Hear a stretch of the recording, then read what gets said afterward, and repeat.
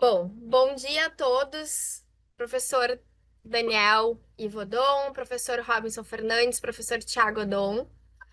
Bom dia, nossa mestranda, Ana Tavares Cerqueira. Então, hoje a gente inicia, né, a banca final da Ana Tavares Cerqueira, que tem como título da dissertação de mestrado dela a proliferação de armas de destruição em massa, financiamento e prevenção no Brasil, uma análise do papel do compliance.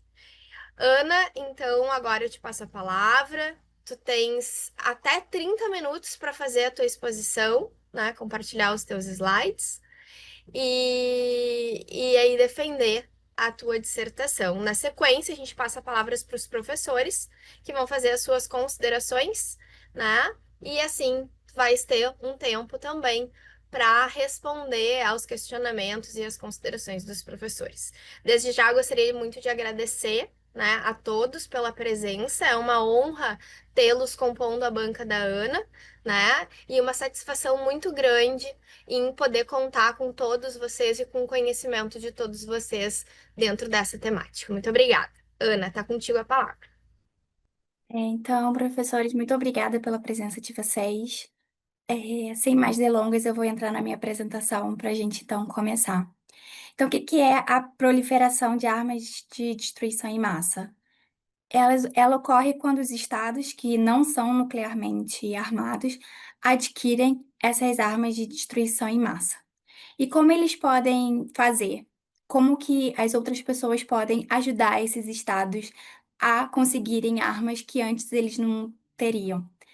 Eles podem receber financiamento, que ocorre quando uma pessoa ou uma empresa fornece fundos ou serviços financeiros que vão ser utilizados para obtenção ou para fabricação, para compra, para aquisição, não só das armas, mas também dos seus vetores de entrega, porque nada adianta eu ter uma arma se eu não consigo usar. E também é, isso vai incluir não só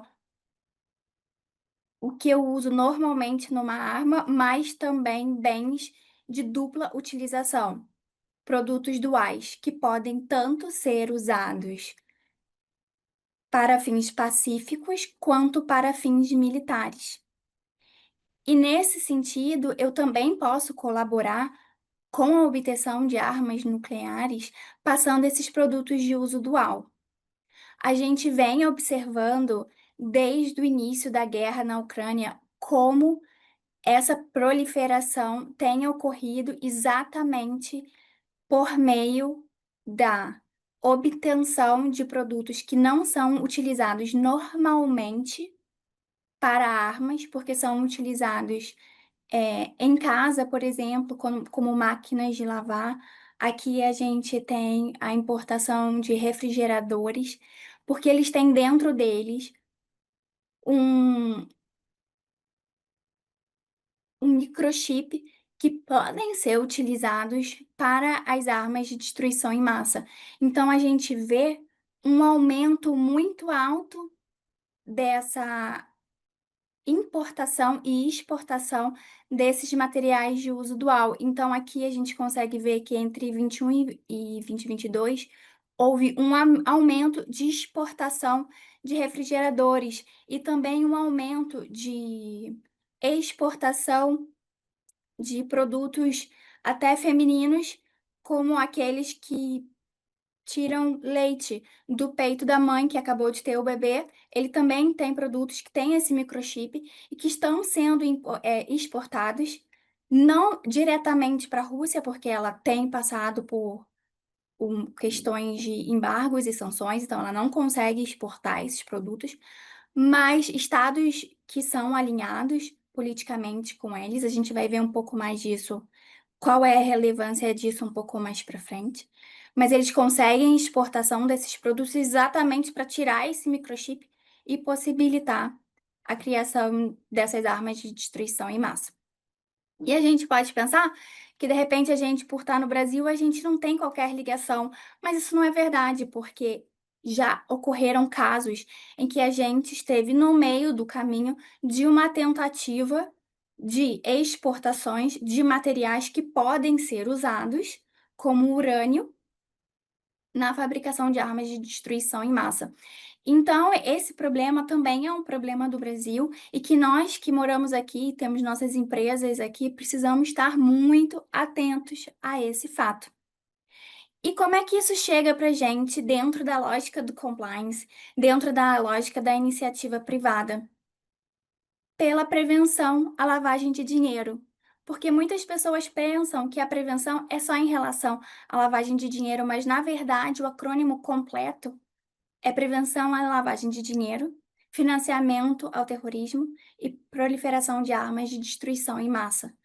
Então, quando o compliance officer, quando as áreas de compliance estão fazendo todas as pesquisas relacionadas à prevenção à lavagem de dinheiro, ela também precisa estar atenta à questão da proliferação, tanto do financiamento, quanto também de como um bem material vai se mover do ponto A ao ponto B.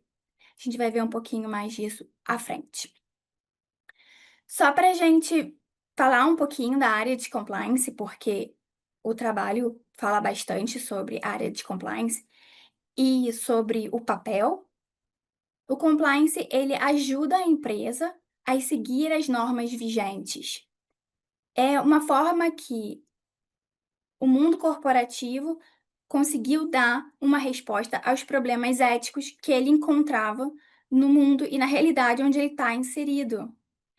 Hoje em dia, a área de compliance, ela trabalha muito com essa autorregulação regulada. É dizer, o Estado, ele trouxe muitas normas que a empresa precisa cumprir, porque ele mesmo, o Estado, não tem braço para isso.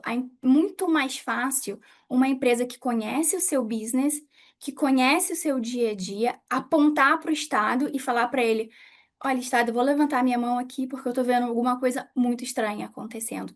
Do que o Estado virar a todo momento, tentar fazer uma auditoria dentro dessa empresa para tentar descobrir alguma coisa que esteja acontecendo. Não que isso não pode acontecer, isso é um movimento que acontece também. Mas o que a gente vê que está acontecendo já de alguns anos para cá é o Estado pedindo a colaboração e exigindo essa colaboração, muitas vezes, o mercado regulado exige essa colaboração das empresas para que ela siga determinada norma, várias legislações que são aplicadas, para que então a própria empresa possa avisar ao Estado caso ela veja alguma coisa acontecendo. Então, a partir do programa de compliance, a gente precisa colocar o risco da proliferação, porque, óbvio, a gente coloca outros riscos também, mas como o trabalho é a respeito da proliferação, a gente precisa certificar que o risco de financiamento à proliferação e também a própria proliferação propriamente dita precisa estar incluído na matriz de risco da empresa. Aquilo que a gente não consegue mapear, a gente não vai atuar. A gente precisa monitorar, não só no onboard daquele cliente, não só no onboarding daquele terceiro, mas durante toda essa relação comercial, especialmente quando a gente vai fazer ou receber um pagamento.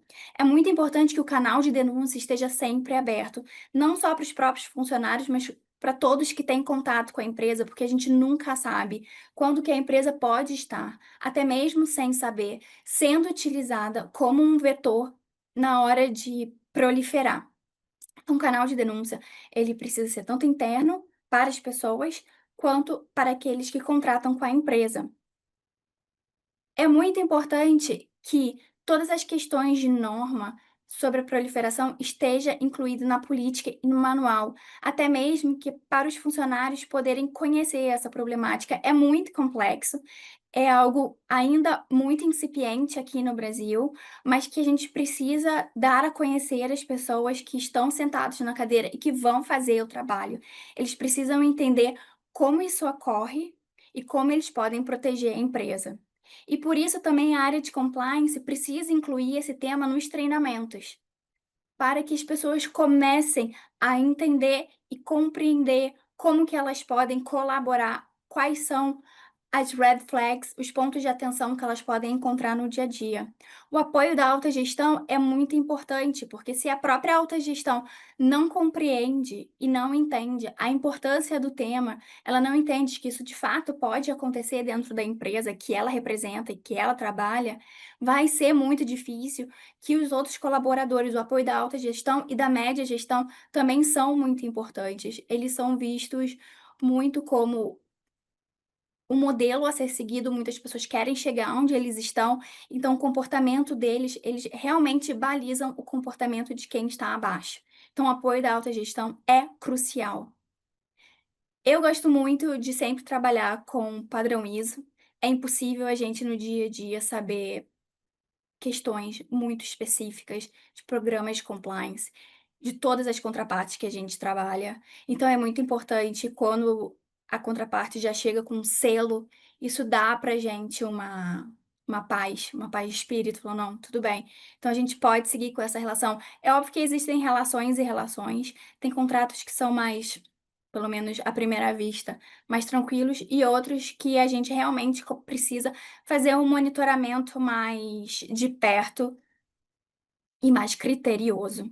É muito importante uma análise de efetividade do programa, a gente não pode ter um programa entre parênteses, só para inglês ver. Então a gente precisa que um terceiro venha. Óbvio que uma auditoria interna é sempre muito bem-vinda, mas a gente precisa que um terceiro venha e coloque olhos e fale pra gente o que que a gente pode mudar, o que que a gente pode fazer melhor, o que que ele viu em outras empresas do mesmo ramo ou de ramos similares, que a gente pode sempre colocar o nosso programa ainda mais robusto, ainda mais protetor da nossa empresa. E no final das contas, quando a gente protege a empresa, a gente protege a sociedade em geral, porque ninguém quer que o Brasil esteja envolvido num caso de proliferação. E aí a gente passa um pouco para o setor financeiro. O setor financeiro foi o primeiro aqui no Brasil que veio e regulou com todas as palavras a parte de prevenção ao financiamento, da proliferação de armas e de destruição em massa. Os outros setores regulados, embora estejam sobre a égide da resolução do COAF, número 36, que fala também sobre essa prevenção da proliferação, mas os outros setores regulados ainda não colocaram na própria norma a questão da prevenção ao financiamento de proliferação. Então, as reguladas da CVM são as primeiras que têm essa regulação. Isso é uma chancela muito importante e faz com que isso dê mais claridade e chame a atenção das contrapartes para esse problema, que é um problema que a gente tem visto crescente. No começo da minha fala, eu trouxe questão da Rússia e da Ucrânia, porque é o conflito que está realmente há mais tempo, então eu consegui mapear melhor, a gente tem mais dados disponíveis na internet, mas a gente também tem outros conflitos onde esse tema ganha cada vez mais atenção na mídia. E por isso a gente também precisa entender, até mesmo porque o Brasil, em tese, não estaria tão na rota, será que eles não viriam para cá para tentar um financiamento? Para tentar uma exportação de produtos para lá? Até mesmo porque a gente não tem tantas atenções voltadas para gente. Então, a gente precisa estar muito atento a isso. E a avaliação setorial de risco do Banco Central também foi a primeira a classificar o risco de prevenção à proliferação como o terceiro maior risco do setor. Isso não é à toa, porque o sistema bancário é a forma mais eficiente de transferir fundos. E esses fundos são transferidos normalmente com baixo valor. Isso é muito difícil de ser identificado. E só será identificado, eu acredito, quando o Estado e a iniciativa privada trabalhar juntos nessa identificação, tá? Aqui, acho que eu já falei que a gente tem no Brasil uma tendência a subestimar a proliferação, mas o risco ele nunca vai ser zero, ele sempre vai existir, então a gente precisa estar atento a isso. E o que que a gente no dia a dia pode fazer quando a gente estiver fazendo análise de risco dessas transações? A gente pode ver quem é o indivíduo, quem está me pedindo essa transferência. Ele é um PEP? Ele é uma pessoa que está sofrendo sanções internacionais? Onde que ele está localizado no mundo? Ele está localizado num país sancionado? Ele está localizado num país que faz fronteira ao país sancionado? Ele está localizado num país que tem alinhamento político com o país sancionado? Que entidade está fazendo essa solicitação de transferência de recurso? Ele está nas mesmas condições que o indivíduo? Qual é o business dessa entidade? O pedido dele guarda correlação com a atividade dele? O que que ele está pedindo transferir? Isso é normal para outras empresas do mesmo ramo? A quantidade que ele está pedindo é o normalmente praticado no mercado? Então, essas são algumas red flags que a gente precisa prestar atenção quando a gente está falando de proliferação. E trazendo também a questão da proliferação para a parte que eu falei anteriormente, que a gente tem a transferência de um bem material de um país para o outro, eu trago a realidade do setor de seguros, que é o setor que eu trabalho, que é nominalmente colocado na Avaliação Nacional de Risco do Brasil. A Avaliação Nacional de Risco do Brasil colocou ele como um risco baixo para proliferação, mas ele ainda assim pode ser usado na hora de transferir bens materiais. Então, a gente tem que conhecer a carga. O que está sendo transferido? O que está sendo transferido do ponto A ao ponto B?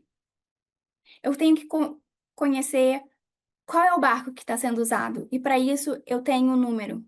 Esse número ele segue com a embarcação. Existem hoje, já há muito tempo, soluções como de Know Your Client, mas especificamente para embarcações, onde eu coloco esse número de identificação da embarcação e ele me traz todo um reporte. Que barco é esse?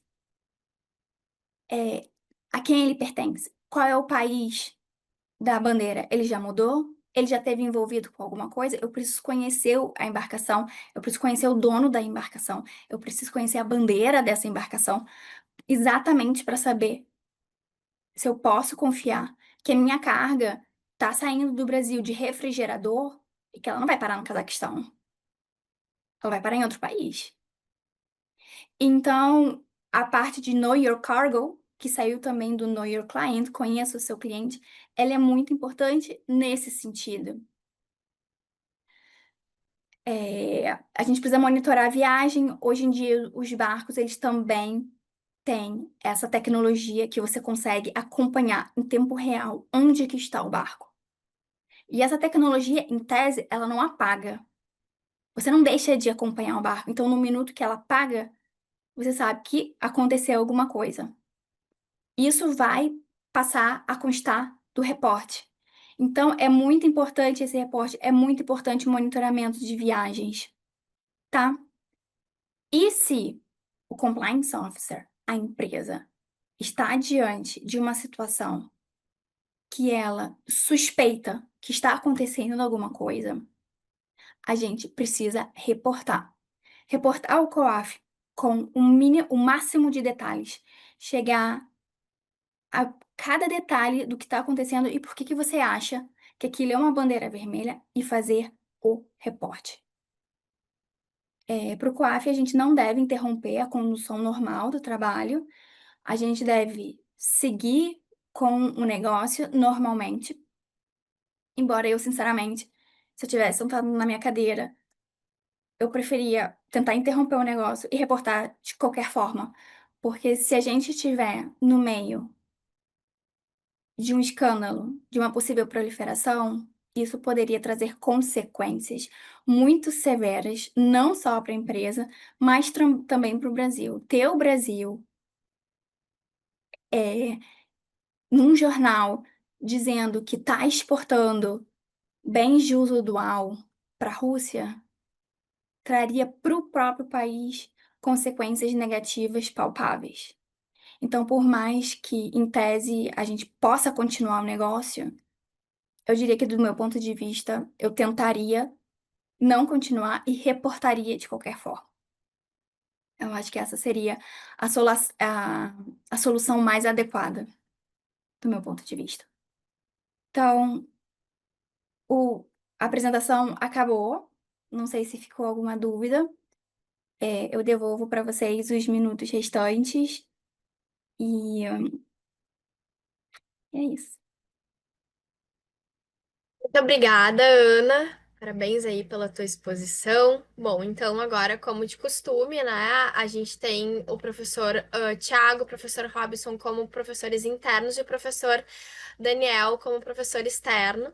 Então, eu passo a palavra primeiro para o professor Daniel. Professor Daniel, muito obrigada já de antemão pela sua participação aqui na banca da Ana, sua disponibilidade, e gostaríamos de ouvi-lo.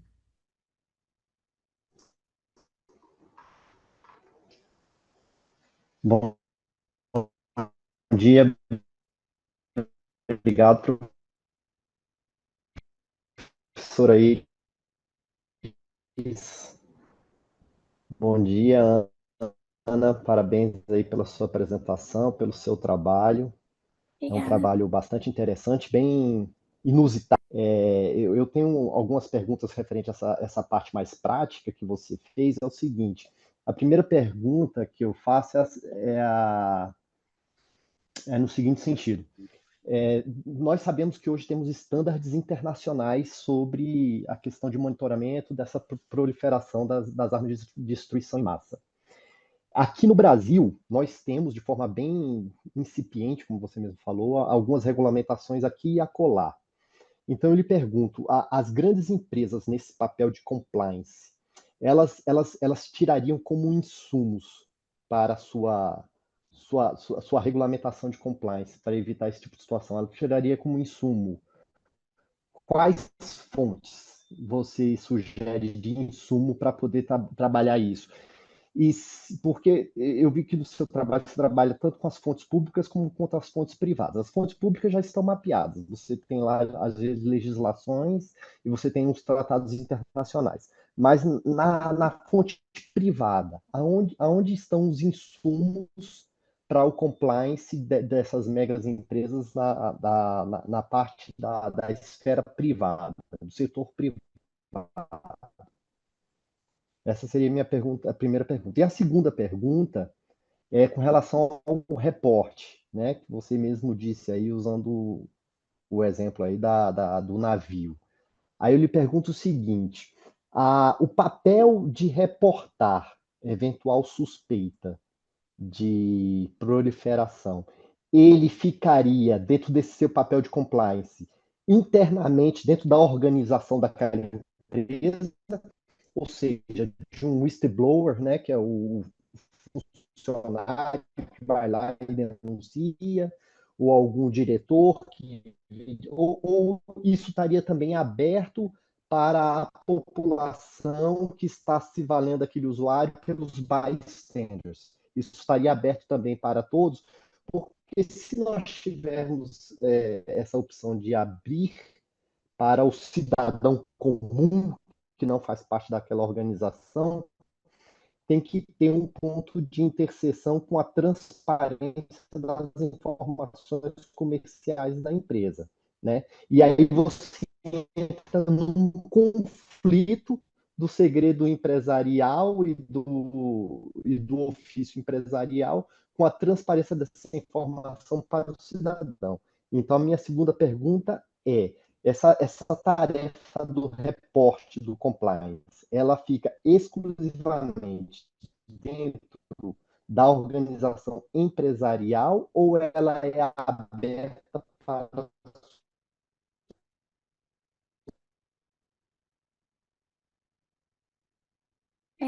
Assim, eu consegui entender a pergunta, mas está falhando muito. É, Professor Daniel, o seu áudio tá bem falhado para mim também. Não sei se o professor Robson, o professor Thiago também. Eu não eu sei se a posso Ana responder. conseguiu. Aham. Pode, com A minha certeza. Não, ligação caiu? não, o áudio Não, não falhou caiu. muito.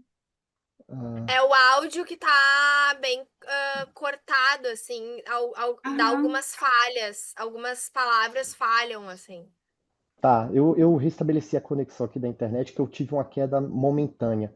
Gostaria que Aham. eu repetisse as perguntas, Ana? Eu até acho que eu ouvi direitinho. E aí, se eu Tá, puder já começar a responder. por Pode, favor. pode. Eu não sei se o professor Daniel tem mais algum questionamento. Não, de questionamento só esses dois.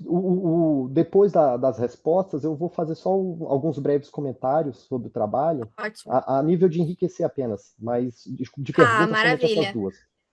Ana, então tu pode fazer Tá, pode responder as perguntas do tá professor bom. Daniel. Então, em relação à primeira pergunta, o próprio Gafi, ele tem um relatório de proliferação onde ele coloca alguns comportamentos que ele mesmo considera como bandeiras vermelhas, que eu, inclusive, coloquei na minha fala algumas dessas bandeiras, como, por exemplo, a transação vai envolver uma pessoa física, em um país estrangeiro, que tem essa preocupação já de desvio, como, por exemplo, os países alinhados hoje em dia com a Rússia, que já existe essa preocupação que vai ocorrer um desvio, ou a pessoa física ou jurídica ela está baseada num desses países. Então, o próprio Gafi, hoje, ele tem um documento no qual ele coloca quais seriam essas bandeiras vermelhas que os compliance officers e também as pessoas individualmente consideradas podem tomar como um excelente guia para começar a analisar aquele negócio. Se ele estaria, então, com uma flag de uma proliferação ou não.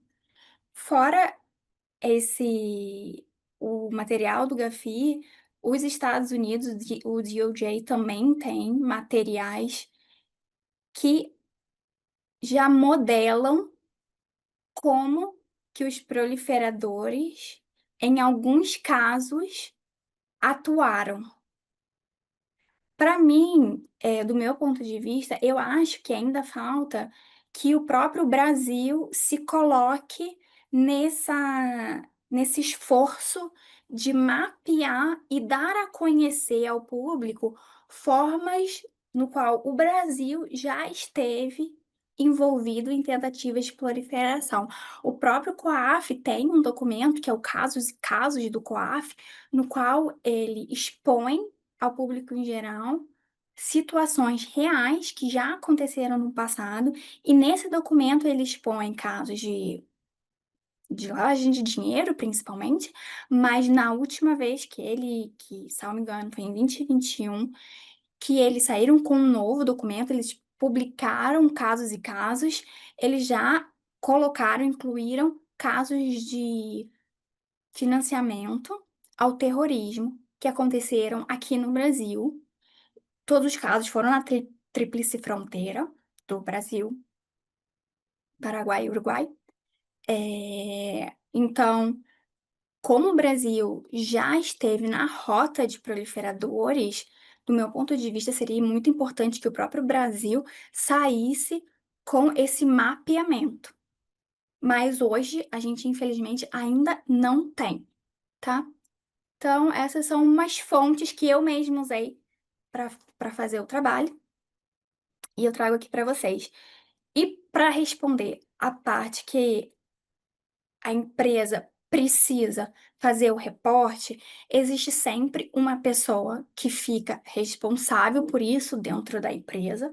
Na minha empresa sou eu, então eu entro dentro de uma plataforma que é disponibilizada pelo gov.br para fazer o reporte, tá? Então, quando eu abro essa página, eu tenho que colocar na verdade, ele já aparece automático todas as informações a respeito da empresa e eu precisaria só colocar o que que aconteceu, o que que eu quero reportar.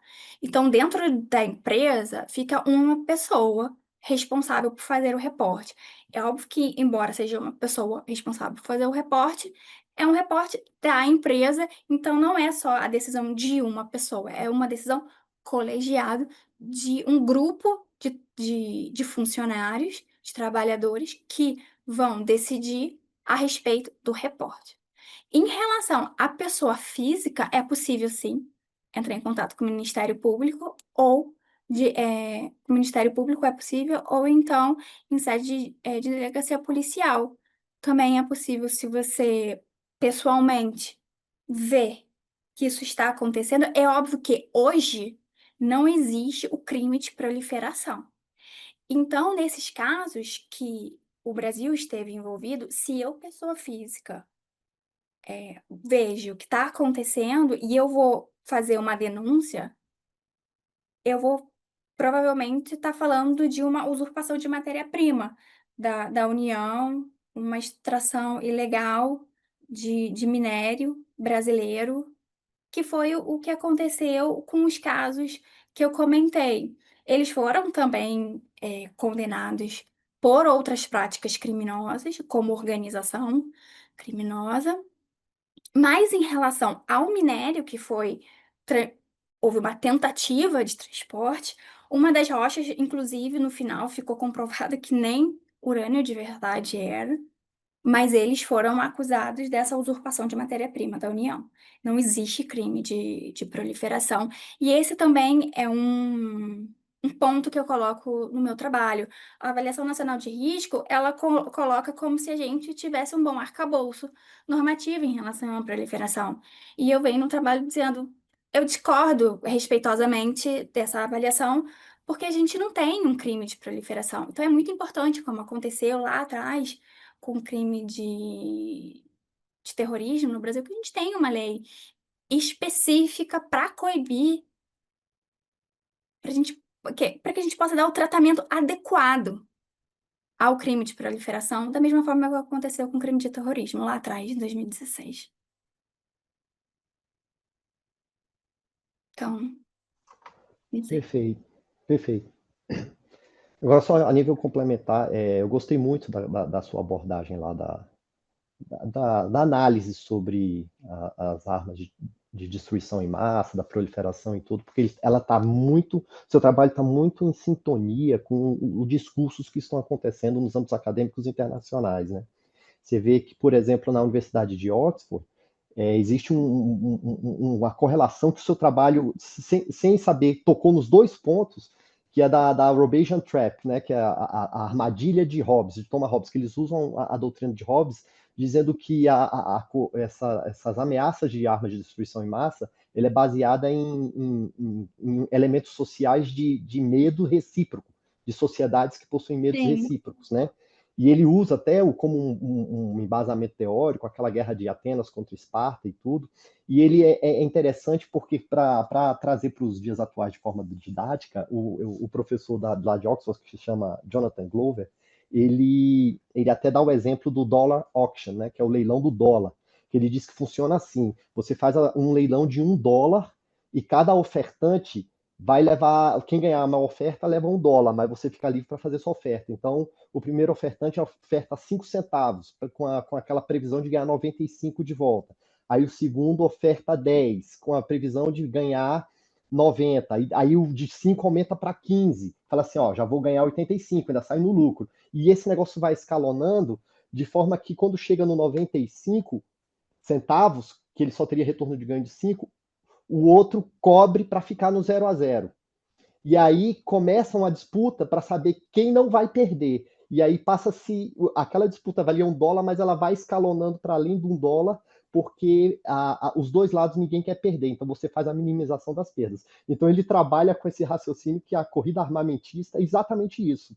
Então você só tem duas formas, segundo a doutrina internacional, você só tem duas formas de solucionar essa guerra armamentista, porque vai ser sempre um querendo estar melhor do que o outro, um querendo estar melhor do que o outro. Isso faz parte da natureza humana. Então ele diz assim, tem duas formas. A primeira é a celebração, a confirmação de um Leviatã, né, que é o papel que as Nações Unidas faz, a ONU faz, né, que é um terceiro que impõe as regras de forma impositiva e impõe a paz impositiva através de suas regulamentações. O que você tratou de forma perfeita dentro dos tratados que já existem e que as partes que aderem fazem ali uma paz impositiva pela figura do Leviatã, o terceiro mais poderoso que impõe aquela paz. E a segunda opção é a teoria dos jogos, que é quando as pessoas, de forma cooperativa, abrem mão de seus ganhos e assumem suas perdas de forma mútua, em nome de um bem maior, que foi o exemplo que você deu no seu trabalho do Brasil com a Argentina, em que os dois, de forma cooperativa, resolveu cada um se afastar do campo, assumiram suas perdas e seus negócios e fizeram aquilo de forma ao bem-estar daquela comunidade internacional.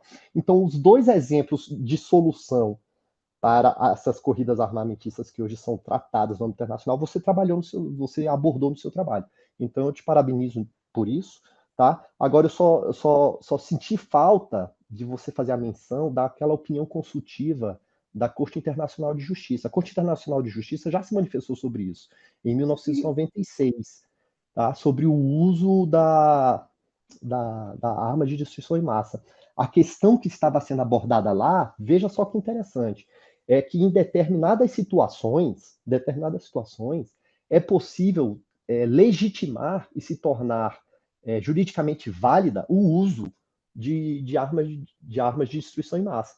E o assunto que estava sendo abordado nessa opinião consultiva da Corte Internacional de Justiça, né, que é vinculada à ONU, ela estava se referindo a você repelir uma invasão estrangeira, certo? E a Corte Internacional de Justiça deu um entendimento de que para repelir uma força invasora estrangeira, né, uma agressão internacional, é autorizado o uso de armas de destruição em massa. Então, é bom a gente sempre fala do uso de armas de destruição em massa como uma coisa ruim, mas também no cenário internacional há situações em que ela é tolerada, tá? Inclusive o terrorismo. A ONU soltou resoluções, tudo bem que nós estávamos no ambiente da Guerra Fria. Lá no início da década de 70, final da década de 60, tem resoluções da ONU que permite o uso de terrorismo de forma lícita, que é para você repelir a agressão estrangeira, que é para você combater colonização estrangeira e é para você derrubar regimes racistas. Então, nessas três opções, o uso de terrorismo está autorizado, segundo a ONU. Então, a gente tem um cenário nefasto de proibição e de vedação internacional que existe, tanto para o terrorismo como para o uso de armas de destruição em massa, mas é importante tomar nota das pequenas situações excepcionais. Tá? E como o seu é muito vinculado à destruição de massa, armas de destruição em massa, eu apenas recomendaria que você incluísse, ainda que fosse numa nota de rodapé, a menção dessa opinião consultiva da Corte Internacional de Justiça. Ela é de 1996, salvo engano, tá certo?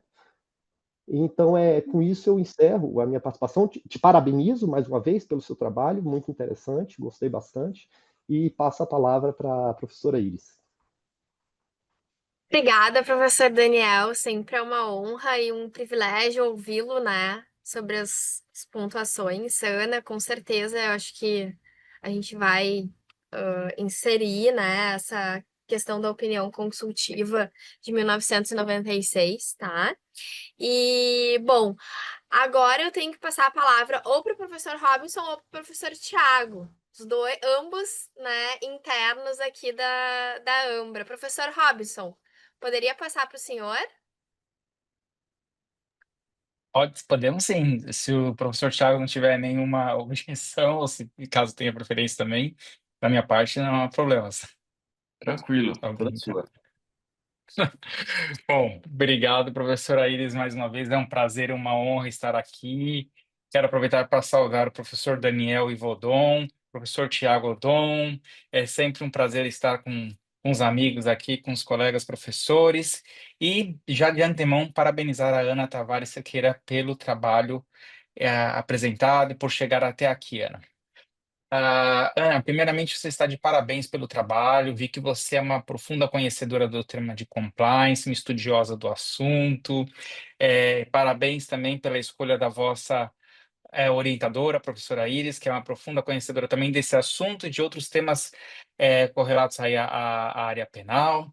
Aproveito também para fazer minhas as palavras do professor Daniel, endossando aí o que ele falou, e essas considerações e observações são importantes.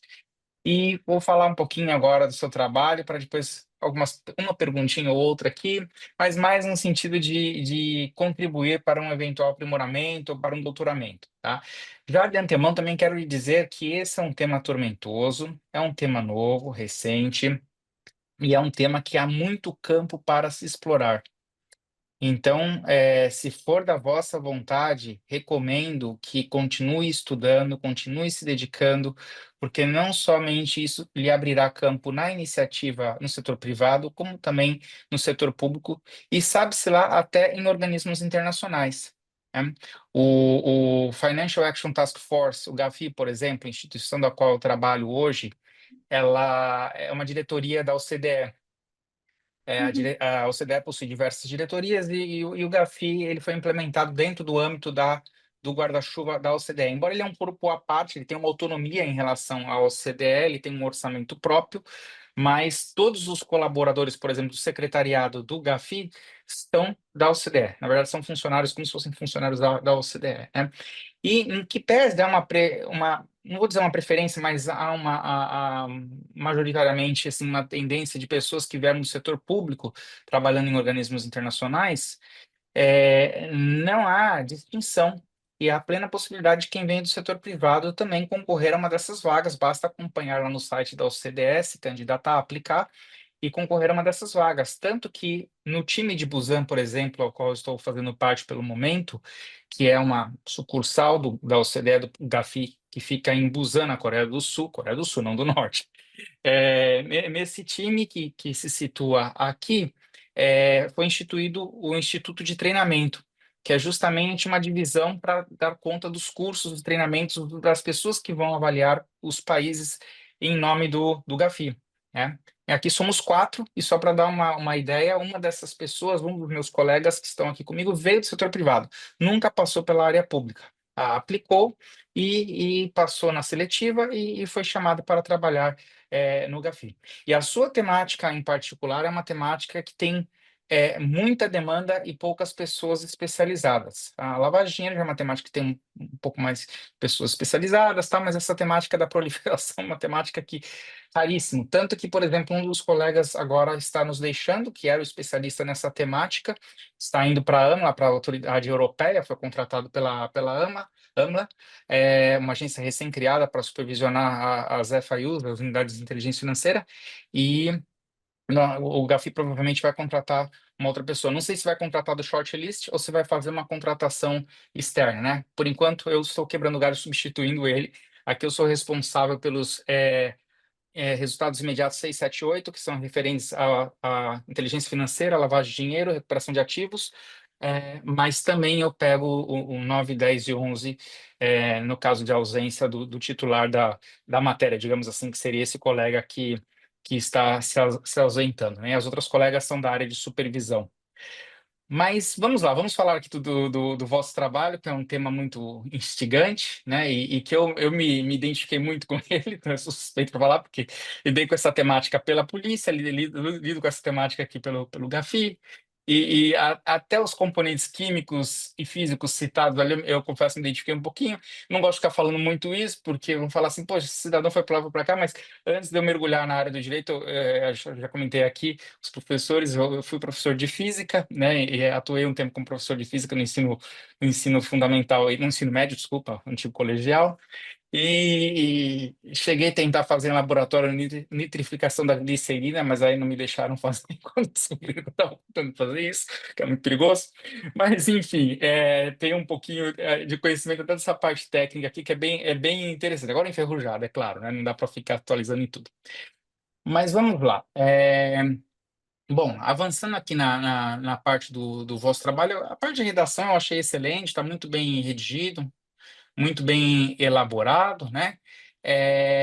Eu só senti um pouco falta de um paralelo com o estrangeiro. É sempre interessante em sede de mestrado, doutoramento mais ainda, né? Mas em mestrado, se pudesse fazer um paralelo, por exemplo, com alguma coisinha dos Estados Unidos, já que a AMBRE está situada nos Estados Unidos, Reino Unido. Coincidência ou não, o Reino Unido e os Estados Unidos são os dois únicos países que conseguiram até a quarta rodada de avaliação. Agora nós estamos entrando para a quinta rodada, né? Que os países vão sendo reavaliados. se eles estão Aham. cumprindo os estándares aí, essas coisas todas, né? Aqui nós também fazemos a revisão, esqueci de falar isso, nós fazemos a revisão das avaliações dos países, né? Quem faz a avaliação dos países são pessoas dos próprios países que fazem parte das delegações, não são funcionários do GAFI. A ideia como se fosse tribunal do júri, julgamento pelos pares, né? Então, a ideia é que os próprios pares, vocês estão se avaliando, é mais ou menos isso que o GAFI está falando, né?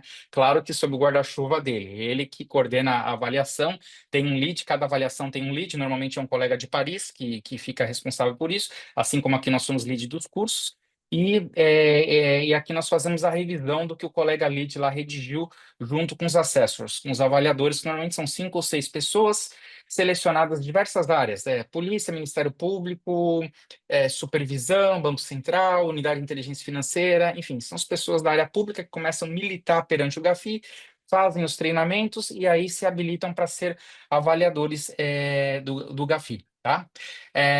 Então, na avaliação até a quarta rodada, o Reino Unido e os Estados Unidos conseguiram alto índice de efetividade justamente na proliferação, que é o resultado imediato aqui, 11 referente, desculpa, 11 não, 10, referente à recomendação número 7.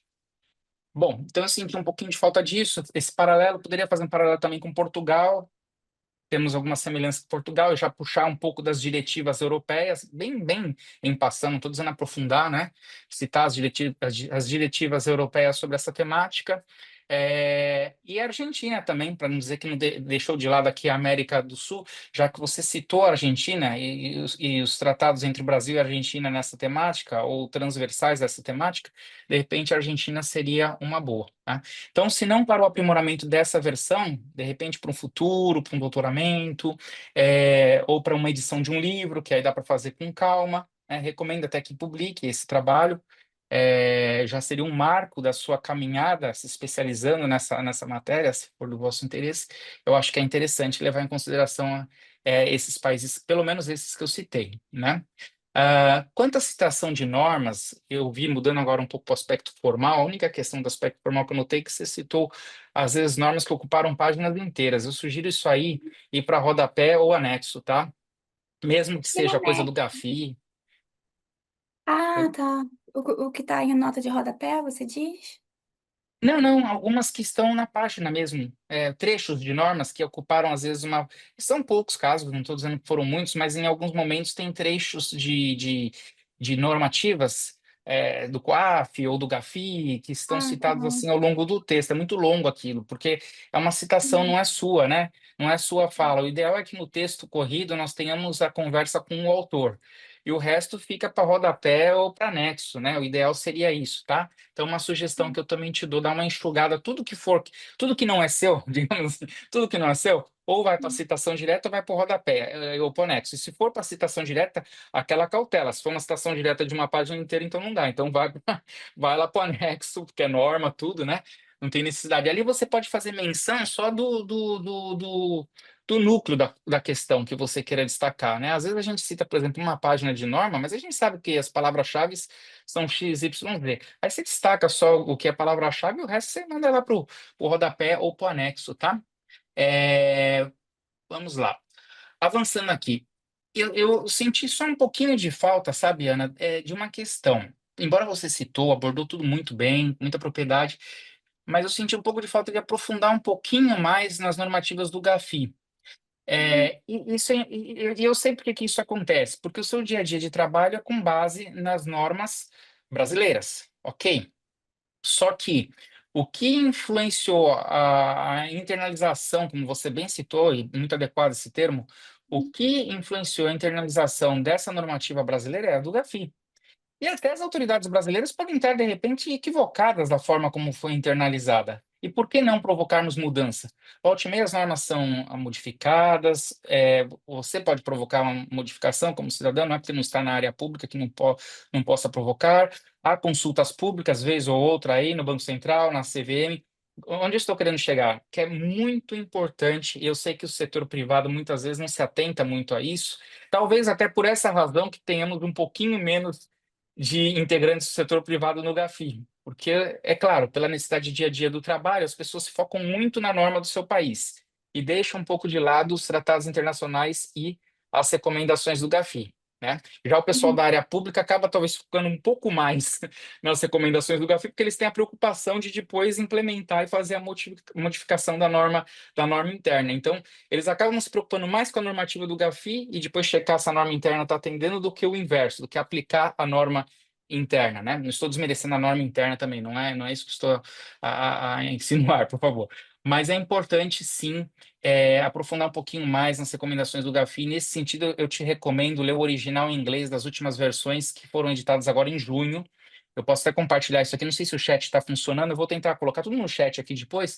Se não der, eu mando para a professora Iris pelo WhatsApp também. Não tem problema nenhum, com o maior prazer. E aí, eu te recomendo uma releitura, principalmente da recomendação número 7 e da nota interpretativa, tá? Nunca leia só a recomendação. Quando você lê as 40 recomendações do GAFI, você tem que ler a nota interpretativa, quando ela existe. Não existe nota interpretativa para todas as recomendações, tá? Mas quando ela existe, você tem que ler, porque ela é normativa obrigatória, compulsória no momento da avaliação. O avaliador não pode se ater só à recomendação em si, ele tem que aplicar a interpretativa. A única coisa que é facultativo facultativo não, desculpa, que não entra na avaliação é o glossário. O glossário é só referência, mas a nota interpretativa faz parte da recomendação. Eu sei que é meio chato porque eles colocaram a nota interpretativa lá no final. Então, isso te obriga a correr o PDF para ir lá no final e ver nota interpretativa da recomendação número 7. Eu sei que é chatinho, mas infelizmente tem que fazer isso. E aí, repito, original em inglês. Por quê? Porque eles demoram para fazer a tradução para o português ou para o espanhol. O pessoal do Gafilat, que é o regional do Gafi da América Latina, demora. Então, se você lê uma versão em português, com certeza você está lendo, infelizmente, uma versão desatualizada, tá? Então, foco na recomendação número 7, e pode estender para 5, 6 e 1. Tá? Por que a 5, 6? Porque é terrorismo e seu financiamento, 5 e 6. E a 1, que é a avaliação de risco, tá? E que fala do terrorismo, seu financiamento e da proliferação. Agora, a 2 que você mencionou no seu trabalho, que eu achei um pouco estranho, porque eu não sei se ele passou despercebido, mas a 2 não tem muita pertinência com essa temática, tá? Não é que não tem nenhuma, tem. As recomendações estão todas interconectadas, interligadas. Mas só para você ter uma ideia, nem na metodologia de avaliação a 2 é citada assim expressamente como primária, nem nos cursos nossos que nós ministramos aqui, quando falamos de proliferação, nós citamos a 2, tá? Eu acho que talvez você se equivocou, talvez você queria dizer a 1, porque a 1 sim tem é a avaliação de risco, mas ela tem uma abordagem muito forte na proliferação. E depois, foco nos resultados imediatos 9, 10 e 11, tá? Sobretudo, no da proliferação, no último aí da proliferação, que é muito importante. Você deve conhecer que as recomendações são as normativas, como se fosse norma ISO, tá? Eu costumo usar um paralelo para simplificar, para quem é da área do direito, lógico que meu paralelo aqui não é muito adequado, mas vamos imaginar que os tratados internacionais ratificados são normas legais, supralegais, ou seja lá o que for. As recomendações entram como se fossem decretos regulamentando essas leis. Então, vamos aqui, para efeito prático, equiparar os tratados como se fossem leis, e as recomendações do GAFI firmadas pelos países são como se fossem decretos regulamentadores das leis, né? Não é bem isso, mas na prática é quase como se fosse isso, né? Não chegam a ser hard law, são soft law, mas eu sempre defendo que é um soft law sui generis, tá? A professora Isa até já colocou aqui, obrigado, professora. É um soft law sui generis porque, na verdade, tem um caráter vinculante, não é aquela coisa totalmente solta que não tem caráter vinculante. Então, quando um país demonstra que ele está em compliance com as recomendações, ele tem que mostrar o technical compliance, quer dizer, eu tenho norma que me implementa o que eu devo fazer, e ele tem que demonstrar a efetividade, porque eu ter norma não significa que está tudo mil maravilhas, meio caminho andado, ótimo, ok. Mas e aí, está funcionando o sistema? Aí entram as estatísticas, né? E a efetividade, ela é mensurada por 11 immediate outcomes, 11 resultados imediatos, 11 IOs, como nós falamos, né? 11 IOs. Esses 11 IOs agrupam as 40 recomendações. tá? Não vou citar aqui cada um deles, porque isso aí vai longe, isso aí você olha lá, tá fácil de ver. Os 11 resultados imediatos vão agrupando na totalidade essas 40 recomendações, de forma que os 11 dão as 40. Então, os 11 resultados imediatos, eles mensuram como as 40 estão funcionando na prática, e não só por ter legislação. Ter legislação eu vou verificar pela conformidade técnica. É muito parecido com uma avaliação de uma universidade, com uma auditoria, né? Faculdade, eu tenho que ter as normas internas, os processos, as coisas tudo bonitinho, mas eu também tenho que mostrar que o curso funciona, que tem efetividade, que tem resultado, que as pessoas se formam, que as pessoas estão aprendendo, e isso é efetividade, né? Então é dessa forma que se avalia. Avalia conformidade técnica, ou seja, normativa interna, e efetividade, resultado prático, tá? Então, é importante você ficar de olho na recomendação 7, 5, 6 e 1 e nos resultados imediatos 9, 10 e 11. Avançando, você falou da inclusão do político na lei de terrorismo e seu financiamento. Concordo. O Brasil tem essa deficiência, inclusive foi apontado na avaliação no relatório de 2023. Eu vou compartilhar aqui o relatório, está na internet, isso é público, mas tem o relatório de 2023 que eu recomendo que você dê uma olhadinha nele. Você não precisa ler ele inteiro, ele é enorme. Basta você jogar por palavras-chave em inglês e ir direto ao ponto do que te interessa, para de repente até enriquecer o seu trabalho também, já que você está falando do Brasil, né? Inclusive lá fala do seguro também, do seu segmento. Eu vi que você focou muito na avaliação de risco, mas poderia também ter focado na questão securitária pela abordagem da avaliação do GAFI. Acho que enriqueceria bem mais também, não se focar só na avaliação de risco, porque a avaliação de risco é interna, né? E depois fazer um paralelo com o que o GAFI falou daquela avaliação de risco no tocante ao mercado securitário, ao segmento securitário, em relação à proliferação. Que eu me recorde, assim, rapidamente, não chegou a falar nada. Ele endossou o que a avaliação de risco falou, que era baixo risco e tal. Se eu não me engano, foi mais ou menos nessa linha de cabeça. Precisa dar uma olhada lá. Eu não lembro agora direito exatamente aonde que ficou isso, mas ficou mais ou menos nesse tom, tá? Então, é importante incluir, sim, na legislação de terrorismo, o político, o ideológico e o religioso, né? Que são coisas que o Brasil excluiu. E o Brasil com aquela preocupação de excludente por causa dos movimentos sociais, eu acompanhei bem de perto esse fenômeno, porque à época o Brasil estava para ser expulso do GAFI, não só pela lei de terrorismo, mas principalmente pela do congelamento, né? E foi na plenária de 2020 que a gente conseguiu tirar o Brasil da forca, porque o Brasil foi tendo prazo concedido, mas nessa brincadeira de prazo concedido ficou 10 anos, tá?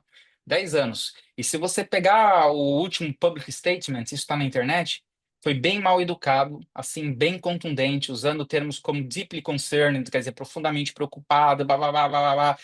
O Gafi fez questão de colocar que o Brasil foi convocado no ano tal, tal, tal, tal, tal, citou ali várias datas para dizer até agora vocês não resolveram isso. A gente já tinha esgotado o capital político, né? Até porque nas plenárias anteriores nós tivemos apoio do BRICS para não suspender o Brasil ou expulsar o Brasil do GAFI, e vale dizer a época África do Sul, Argentina, inclusive, né? Houve uma articulação política muito forte lá. Eu estava junto, participando também, eu estava pela delegação do Brasil na época, né? Não estava trabalhando no GAFI, estava pela delegação, né? E houve uma articulação muito forte entre os heads de delegações, os side meetings, como a gente chama, que são as reuniões paralelas, né, para negociar a situação do Brasil para não ser expulso. E a gente conseguiu se segurar. Mas aí em 2020 não tinha como. Nós conseguimos, por sorte, e também muita articulação política, passar a Lei 13.810, que revogou a 11.370, né? Fiz parte, junto com uma equipe, foi feita a 20 mãos aquela lei, e do financiamento do terrorismo e congelamento, né?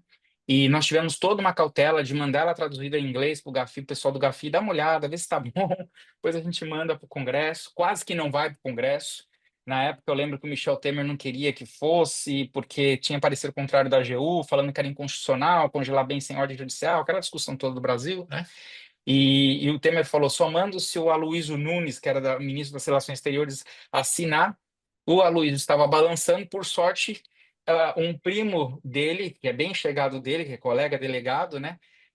Fez articulação para nós, pedimos lá para ele, falou, olha, vai lá, conversa com ele e tal. Conversou, ele deu a assinatura dele no SEI, e o negócio foi para o Congresso. Depois outra briga para passar isso lá no Congresso, mas foi aprovado e a gente conseguiu tirar o Brasil daquela situação, né? O Brasil ainda tem algumas coisinhas para resolver? Tem, mas não são muitas nesse cenário, tá? E já aproveitando que não são muitas, eu gostaria de dizer também que você deu uma impressão aqui no trabalho, ou eu que não entendi bem, não sei, e nós temos uma pendência, que é legislar sobre a proliferação e o financiamento da proliferação. Veja, isso seria um sonho de consumo, não tenho dúvida disso. Mas nós não temos essa pendência, tá? Isso porque a recomendação número 7 ela não fala em Uhum, criminalização da proliferação, fala-se em criminalização do terrorismo e do uhum, financiamento do terrorismo. Em relação à proliferação, não se fala nada de criminalização nem da proliferação, nem do financiamento. Fala-se apenas de respeitar as resoluções do Conselho de Segurança da ONU, as sanções e congelar os bens. Ponto final. Tá? sim. Então, nós não temos essa pendência. Isso é importante ficar claro para não levar, de repente, um leitor, alguém mais leigo, a equívoco, achando assim, nossa, então nós ainda tá faltando ainda legislar sobre proliferação, sobre... Pode até legislar, mas não há essa pendência perante a comunidade internacional, tá? Isso é Uhum, importante também, talvez, ficar claro no trabalho.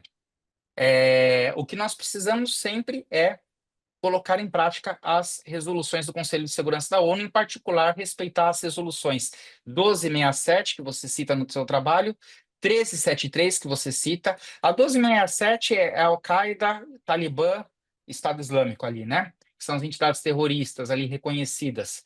E a 1373 é o terrorismo e a prevenção e o financiamento do terrorismo. Depois nós temos a 1540, que eu acho que você não citou a 1540, se eu não me engano, que é a de proliferação propriamente dita, mais direcionada. Temos a 2325, a 2231, que também é de proliferação, né? E quando se fala em proliferação, o foco é muito forte na Coreia do Norte e no Irã, tá? Nesses dois países em particular, Coreia do Norte e Irã. Mas vamos lá, avançando. Bom, só uma questão também de menor importância, mas você citou compliance aqui, a origem da palavra, você falou que vem do inglês. Sim, de uma certa forma vem do inglês, mas aí eu falo também para sempre tomar um cuidado com isso, porque, na verdade, já havia antes, né, segundo os estudiosos aí de etimologia da palavra, para quem gosta de filosofar aí, sexo dos anjos, o complere em latim. Então, será que veio do inglês ou será que veio do latim? Porque estimam que uns 40% do vocabulário do inglês vem do latim, não a gramática, mas grande parte do vocabulário. Por exemplo, delete, né? Delenda, destruir em latim. O umbrella, o guarda-chuva, literalmente quase que. Umbrella em latim é sombra. Então tem um monte de palavra. Inteligência, né? Também vem do latim. Então tem um monte de palavrinha do inglês que é quase que literal, um copia e cola da palavra como é em latim lá, né? E o compliance seria, não exatamente literal, mas seria talvez uma dessas que também veio do latim antes de ter vindo do inglês, vamos dizer assim, né? O inglês, na verdade, se inspira no vocábulo latino e depois os outros países talvez seguem a tendência inglesa aí de usar essa palavra, né? Vamos lá, uma outra questão. Aí é que tá. Por isso que eu falo para você fazer uma releitura da. Desculpa estar estendendo aqui, professora, mas é muita coisa no sentido de colaborar, de contribuir mesmo. Doutor Quando você Robinson, fala do. excelente. Tome o seu tempo que for necessário, porque a Não, gente está não, tendo uma aula aqui, né, Ana? não, imagina. De verdade, né? No sentido de contribuir mesmo, que você tem muito potencial, mas eu vejo que algumas coisinhas é importante dar uma ajustadinha para você mesma, né? Para o seu futuro, para decolar, que você tem condições de ir muito longe. E por isso que eu recomendo a releitura, para evitar umas ligeiras inconsistências em relação às citações do Gafi que aparecem no seu trabalho. Então, tomar uma ligeira cautela com isso. E isso acontece, repito, é comum, principalmente para quem está muito mais tempo no setor privado, porque às vezes o foco é maior nas normativas e a questão do Gafi fica um pouco assim em segundo plano. Mas nada que uma releitura você não pegue a mão rápido e ajusta isso aí com muita tranquilidade, né? E nessa linha de releitura e ajustar o que foi falado ali do Gafi, tomar uma cautela quando você fala da criação. Usou lá, se eu não me engano, 98, 1998, posso estar enganado, mas ele foi criado em 89, tá? Pelo G7 e tudo mais, foi criado em 89, tá? Então, só esse pequeno ajuste aí também. Outra coisa, você fala das listas do Gafi, você usou uma terminologia aí que alguns autores às vezes usam, que foi uma coisa que se falou lá no passado, lista preta, lista cinza e tonalidades, mas não tem essas tonalidades, essa coisa não, tá? É preto ou cinza.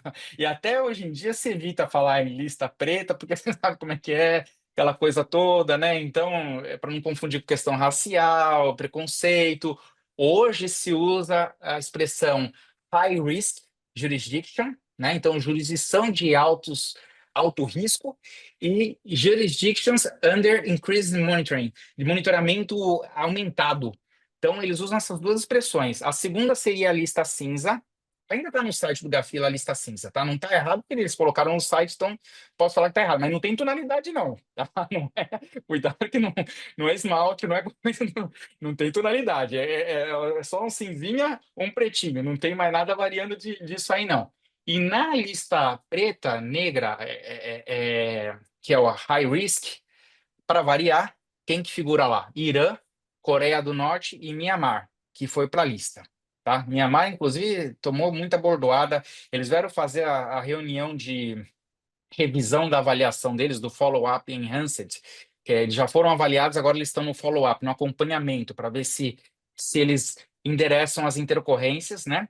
Mas aí eles não endereçaram, não teve jeito, levaram muita bordoada. Eu participei dessa reunião aqui como secretariado do Gafi, mas a gente participa sem intervenção, né? Quem discutiu com eles foram os avaliadores, e não teve jeito, e eles ficaram, o Mianmar ficou na lista negra, porque ele tem severas intercorrências, não conseguiu demonstrar nada de evolução, pedia isso, mostrava outra coisa, pedia aquilo, mostrava outra coisa, igual aquelas auditorias que o cidadão vai tentando enrolar o auditor, vai mostrando coisa que não tem nada a ver, e para tentar evidenciar que estava tudo certo, e na verdade não estava nada certo. E aí eles foram para a lista mesmo, não teve jeito. E das jurisdições que estão em monitoramento aumentado, que seria a tal da lista cinza, você tem Algéria, Angola, Bolívia, Venezuela, perto da gente, América Latina, né? Isso é interessante ter no radar, até para quem trabalha com prevenção a lavagem de dinheiro, financiamento, terrorismo e proliferação. A África do Uhum. Sul foi para essa lista cinza. A África do Sul, que até então estava tudo bem, pulou para a lista cinza também, está com dificuldade de sair. E Ilhas Virgens, Iêmen e Mônaco. Mônaco está desesperado, está até contratando gente do Gafi aqui, está cobrando gente do Gafi para venham para cá, querem montar uma seleção lá para ver se tira o Mônaco do buraco lá da segunda divisão, né? Porque a lista cinza para o Mônaco é um time de futebol na segunda divisão, então ele quer ver se volta para a primeira divisão. Mas essa é a situação dessas listas aí, só para você também retificar, talvez depois ali no seu trabalho, tá? Avançando, você falou do relatório de inteligência financeira. Deu uma impressão, você falou que ele é acobertado pelo sigilo da Lei Complementar 105, que regulamenta o quinto 12 da Constituição Federal. Olha, Ana, lógico, isso são pontos de vista, eu respeito se for a sua convicção, né? Eu vou ser sincero, não estou falando que eu estou certo. Minha convicção é de que o sigilo bancário e fiscal não está estabelecido constitucionalmente, e sim por lei complementar. O Brasil parece-me lá atrás, nas exposições de motivo, nas questões, ele parece não ter seguido a linha da tendência internacional. Normalmente isso não é matéria constitucional, tá? Matéria constitucional é sigilo telefônico. Isso mundialmente você vai encontrar na maioria dos países aí previsto em Constituição, essa questão de sigilo telemático, de sigilo telefônico. Mas bancário tem país, fiscal então piorou. Fiscal tem país que entende como exercício de cidadania, transparência, escracha, quase que escracha tudo. Sabe, essa questão do sigilo nessa área, ele é um pouco mais mitigado do que o sigilo das comunicações telefônicas, telemáticas, que são mais sensíveis de privacidade. E, ademais, a Constituição cita expressamente só o telefônico, o telemático ali, né, na verdade. O telefônico, propriamente dito, né, para efeito penal. Eu sei que se você pegar 10 ordens judiciais de quebra de sigilo, as 10 vão vir citando esse artigo 5º aí, inciso 12. Para mim, com todo respeito aos amigos juízes, é reserva de poder, aquela coisa, isso é comigo, tem que ser comigo, só eu que defiro. Porque não está expresso na Constituição isso, tá? Isso é interpretação, é fruto de interpretação, e a Constituição apenas falou o seguinte, que toda matéria tributária e matéria bancária seria tratada por lei complementar. E essa lei complementar, como você bem citou, é 105, que fala, inclusive lá no artigo 1º, parágrafo 3º, inciso 4º, que não caracteriza a violação de sigilo bancário quando o setor financeiro informa às autoridades transações com suspeita de ilicitude. Quer dizer, a própria lei exceptuou e falou que aquilo não é quebra de sigilo. Portanto, quando nós temos um relatório de inteligência financeira, na verdade, ele não está bem abarcado por um sigilo bancário, aquele sigilo bancário tradicional. Ele está abarcado por sigilo, não tenha dúvida disso.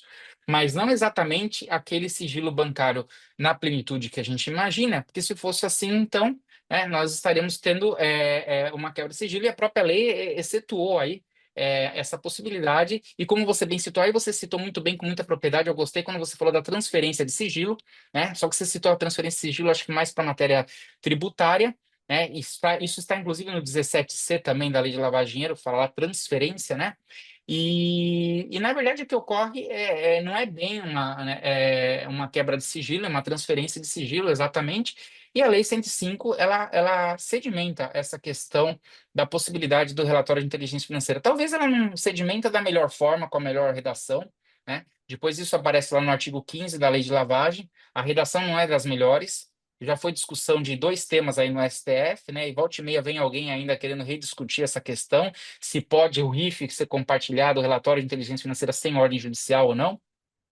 Outra questão, esse RIF é coisa típica Brasil, tá? Lá fora eles não usam esse termo, RIF. Aqui no Brasil eles entenderam assim: como o COAF é a Unidade de Inteligência Financeira, que é o termo genérico que aparece nas recomendações do GAFI na Convenção de Mérida, cada país terá um ponto focal para receber as transações suspeitas, será chamado genericamente de Unidade de Inteligência Financeira. Um termo, a meu ver, não muito apropriado também, porque confunde com aquela inteligência do Estado, né? Porque de inteligência de Estado ela não tem nada, na verdade, porque ela recepciona movimentações, não é que não tem nada, mas não tem quase nada, ela recepciona movimentações por suspeita de ilicitude, matéria penal, e retransmite para as autoridades fazer o dever de casa. Isso não é bem inteligência. Inteligência é uma atividade de, vou usar um termo bem vulgar aqui para ficar bem claro, de bisbilhotagem. De bisbilhotagem para subsidiar a tomada de decisão, e normalmente projeção para o futuro, né? Alguns chamam isso de inteligência clássica, né? Também é um termo polêmico, inteligência clássica, mas enfim. Inteligência de Estado, essa que a CIA faz, que a BIM faz, que o MI6, MI5 lá na Inglaterra faz, os serviços de informações de Portugal, é uma atividade de fuçar os fatos e cenários, fazer projeções para o futuro para auxiliar o primeiro-ministro, o presidente, seja lá quem for, a tomar decisão. Portanto, só de fazer esse paralelo já se verifica que a atividade desse pessoal não é bem inteligência, pelo menos não essa inteligência clássica de Estado, né? Talvez usar a palavra inteligência por uma questão de conhecimento, que a palavra inteligência em latim quer dizer conhecimento, entendimento, e como um centro de conhecimento de movimentações suspeitas, tal, sei lá, tal. Acredito que foi mais ou menos essa a intenção. Mas lá fora eles chamam esse relatório de relatório, pura e simplesmente, não chamam de relatório de inteligência financeira, ou mais comum aparece pela sigla STR, Suspicious Transaction Report, tá? Isso aparece nas recomendações do GAFI também. Então, quando você, por exemplo, vai falar com alguém de fora que você quer o RIF da vida, você não vai falar RIF, você vai falar STR, ou SAR, seria o Suspicious Activity Report. Essas duas categorias, Suspicious Transaction Report e Suspicious Activity Report, elas são enquadradas no RIF do Brasil na categoria de COS, comunicação suspeita, tá? Então, o Brasil não diferencia uma da outra, ele coloca as duas no guarda-chuva COS, comunicação suspeita. Qual seria a diferença de uma para outra? A Suspicious Transaction Report, normalmente você tem incompatibilidade patrimonial. A Suspicious Activity Report, normalmente você não tem incompatibilidade patrimonial, mas você tem desconfiança que tem uma atividade ilícita por trás, que tem alguma coisa errada por trás ocorrendo, uma fraude, algum negócio, tá? E por fim, não menos importante, a CTR, Currency Transaction Report, que é a transação em espécie, que esse o Brasil expressamente chama de COI, comunicação em espécie, né? Então o Brasil usa os dois termos no RIF do COAF, COS e COI. Só que internacionalmente o COS seria STR mais SAR. E o COI seria o CTR, o Currency Transaction Report, tá ok? Mas, avançando aqui, já estou finalizando, falando demais aqui. É, uma outra observação que eu faço também ao teu trabalho, quando você, menor importância, mas é interessante ter no radar, quando você citou PLD, CFTP, você citou diversos setores incumbidos, pessoal de supervisão, Ministério Público, você esqueceu das polícias, tá? Não é porque eu vim da área policial, mas assim, as polícias fazem parte do jogo, né? Felizmente ou infelizmente, estão lá, estão nas tratativas internacionais, nas recomendações, tanto que nós vamos ter um curso aqui no Gafi só para eles, Law Enforcement Framework, no final do ano. Vai ser um curso voltado para esse pessoal que trabalha no segmento de Law Enforcement, né? Há cursos voltados para o pessoal da supervisão e tal, e no final todo mundo tem que trabalhar junto. Pessoal da supervisão, pessoal do Law Enforcement, um complementa o trabalho do outro, tá? Quando você citou o SEI do COAF, o sistema SysCoaf, gostei que você citou o SysCoaf, você citou o SEI, o SEI, eu sugeriria você colocar um traço C, porque o COAF, para não confundir com aquele SEI dos expedientes no Brasil, ele inventou de colocar essa sigla SEI-C, né? Na verdade, não tem nada a ver com aquele SEI dos expedientes, dos procedimentos administrativos, mas ele usou o nome SEI, aí para não confundir, pôs o traço C.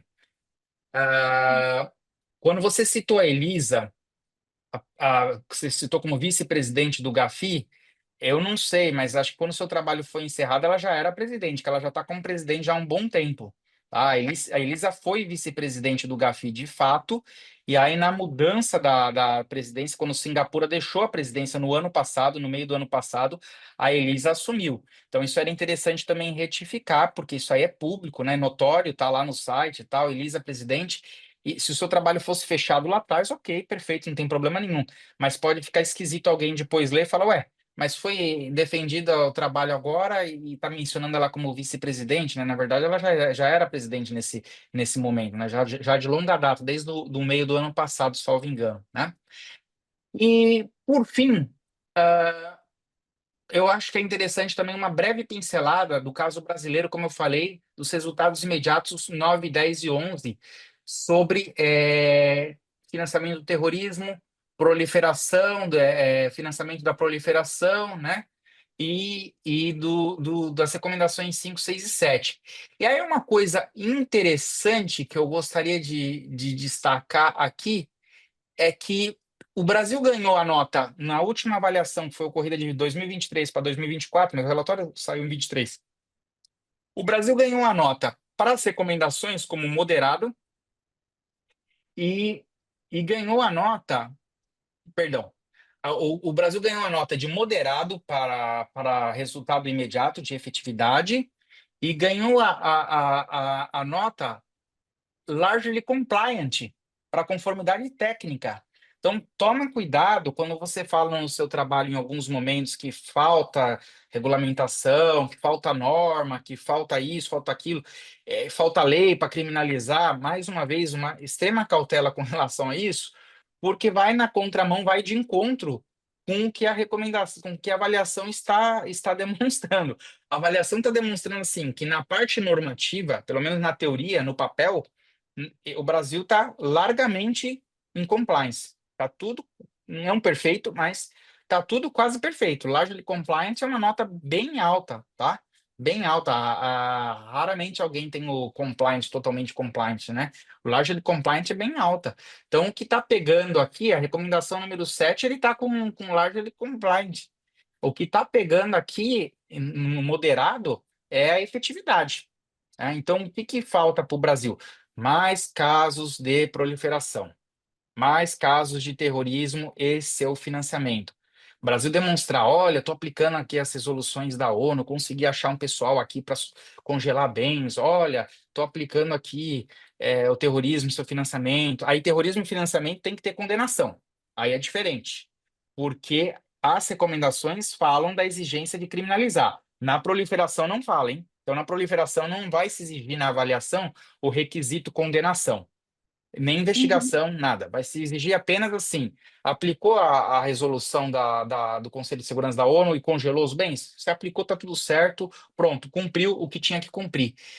Isso, inclusive, está dito expressamente. Eu vou depois mandar para ti isso também, mas na parte da avaliação de risco, fala expressamente, isso só se aplica para a proliferação no contexto que deve ser entendido no sentido de que é o cumprimento, a efetivação e implementação das resoluções do Conselho de Segurança da ONU. Então, a própria norma deixa claro que não tem nada a ver com condenação no tocante à proliferação, tá? Não tem que ter condenação, não tem que ter lei que criminalize. Se tiver, ok, não tem problema, melhor talvez até, mas não é uma exigência da norma. Isso não vai pesar mais na avaliação, tá?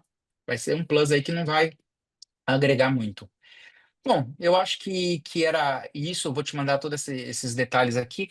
Eu vou fazer apenas uma pergunta, que eu já falei, mas que estou tomando muito tempo aqui na nossa sessão, mas eu gostaria de ouvir da sua parte, né, qual a sua visão, a sua opinião com relação ao. Você citou muito aí dos red flags da proliferação. Quais seriam para você os red flags da proliferação? E já vou aproveitar para compartilhar também o link do YouTube do Gafi para você assistir se quiser o webinar, você e os professores, quem quiser também tiver interesse, o webinar de hoje e um outro que é para se registrar para assistir o webinar do dia 29, que é de proliferação propriamente dito. O de hoje foi terrorismo e financiamento. Do dia 29, aí basta se registrar lá, um e-mail e tal, eles mandam Legal. depois o convite, é para o dia 29, tá?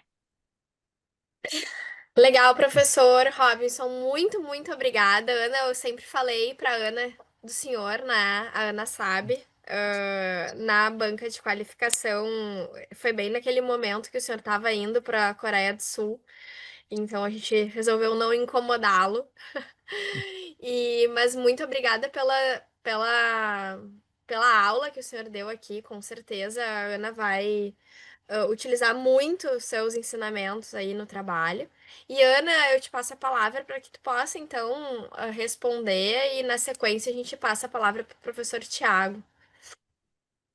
Sim, por exemplo, professora, eu tive um caso semana passada, salvo engano, em que a área técnica lá do trabalho me ligou para dizer que, tem uma embarcação,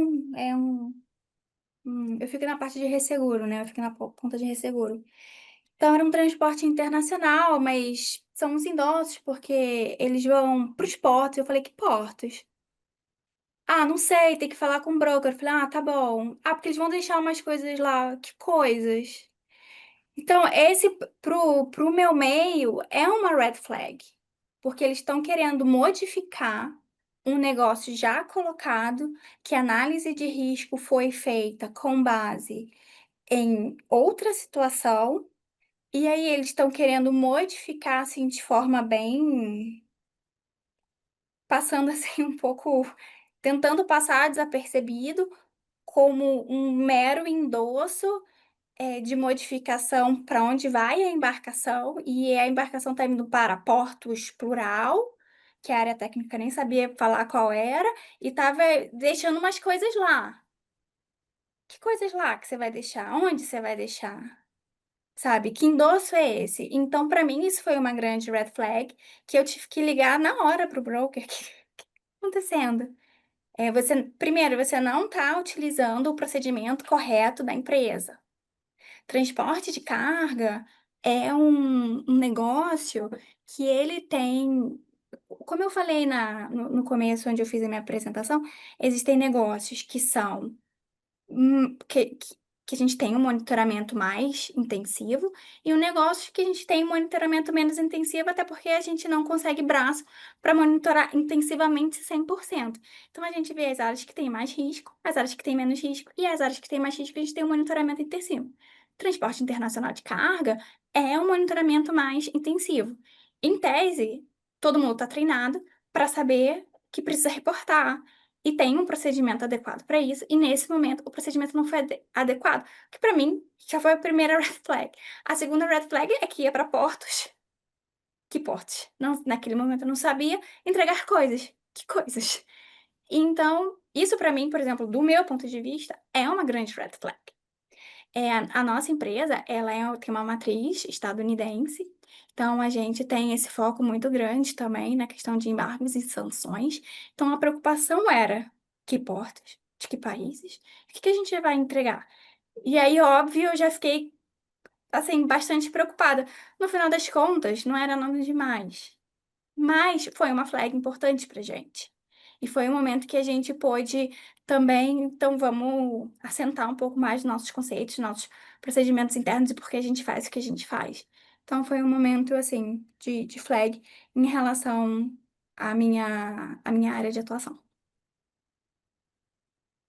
Obrigado, é muito bom, você está corretíssima, seriam alguns dos flags esses que você bem apontou. Aliás, quero parabenizá-la também, acho que eu não me comentei, que é tanta coisa que, pelas tipologias, você abordou com muita propriedade diversas tipologias aqui de lavagem, de proliferação, de terrorismo, financiamento, isso foi muito legal, tá? Essa parte do trabalho eu diria que está impecável, você não tem necessidade de fazer retificação nenhuma. Eu só sugeriria mesmo retificação nessas que ficaram algumas incongruenciazinhas com relação ao que o Gafi fala, para não ficar, né? Depois alguém vai lá ler no Gafi, lê o teu, fala, ué, tá esquisito. Ah, tem um trecho lá que você falou também, passou despercebido, coisa bobinha, mas você falou resoluções número 2 e acho que 7 do Gafi, ou não, na verdade era recomendação, né? Sem querer ficou a palavrinha Ah, resolução. tá. Então, essas coisinhas aí para retificar, mas é bobinho.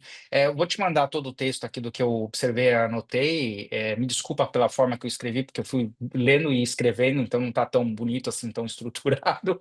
Mas enfim, mas está tudo certo, tá? Mas parabéns mais uma vez e muito obrigado, professora Iris.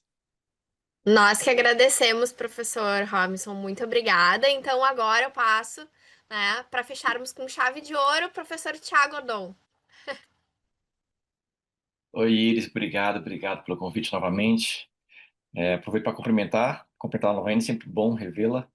Professor Daniel também, professor Robson, bom revê-los. Ana, a gente participou da banca de qualificação, não foi? Bom revê-la também.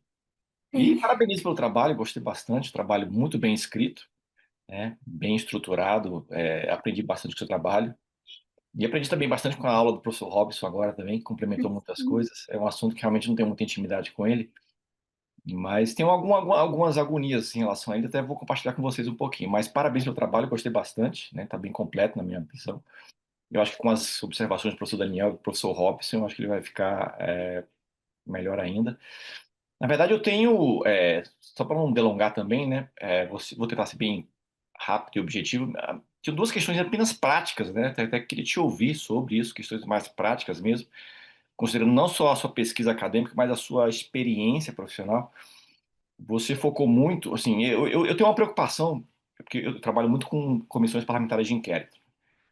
Então, um problema que eu me deparo muito nessas investigações que a gente faz no parlamento, em empresas, principalmente quando empresas envolvidas em alguns esquemas criminosos, e vou trazer um pouco para aqui o nosso tema, proliferação, terrorismo, o funcionário, né? Você focou muito no seu trabalho, né? Conheça o seu cliente, conheça a sua carga.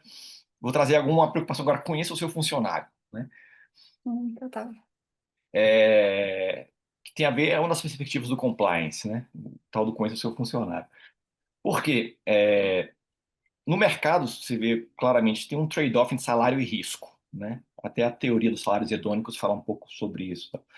Então, se a gente tem, por exemplo, uma situação um, né? Situação um, funcionários trabalham com o risco X e recebem um salário X por assumir aquele risco, né?